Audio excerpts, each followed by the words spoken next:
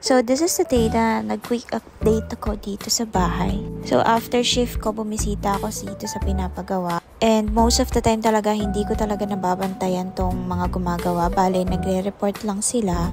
Actually, si Tito Dan lang yung nagre-report. So, I'll show you yung mga reports niya. So, hindi ko napapakita lahat. Pero ayan, nagre-report siya araw-araw sa akin para malaman yung progress. So, malalaman mo talaga na trusted kasi even... Ayan, babayaran ko lang sila ng labor every day. And then, hindi ko nga sila napapakain pero dun sa bayad nila is kasama na dun siguro yung pagkain nila.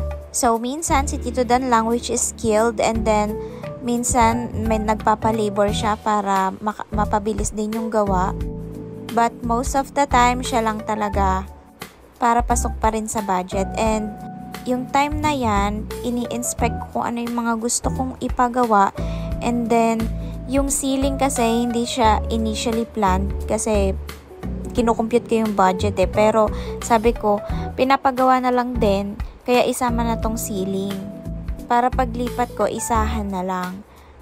Yung initial plan kasi niyan is magkaroon lang ng divider, mag-loft bed, and then iayos yung mga kailangang ayusin. Itong bahay kasi na to is 1992 pa. So, galing pa to kay mama and papa. So, medyo luma na talaga yung bahay and kailangan siyang i-renovate. On that day, medyo na-excite na ako sa mga mangyayari. And legit guys, minsan lang talaga ako makadalaw dito, mga once a week lang. Tapos, bibili lang ako ng materyales is, ayan, okay na. Sila nagagawa lahat. Inibisita ko lang kapag may time ako. And ayan, ginagawa na nila yung kisame. Bago ko pinalagyan yan, pinacheck ko muna kung may tumutulo sa bubong para hindi naman sayang yung gawa nila.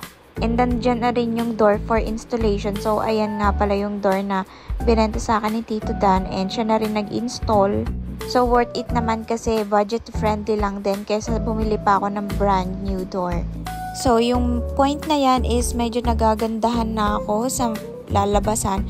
Pero, wala pa yung stairs niyan. Initially kasi ang stairs ng loft bed is tubular lang. Pero naisip ko paano makakaakyat si Choco kung tubular lang. Kaya pina-revise ko siya into plyboard. So yun lang muna ang update for today. Bye!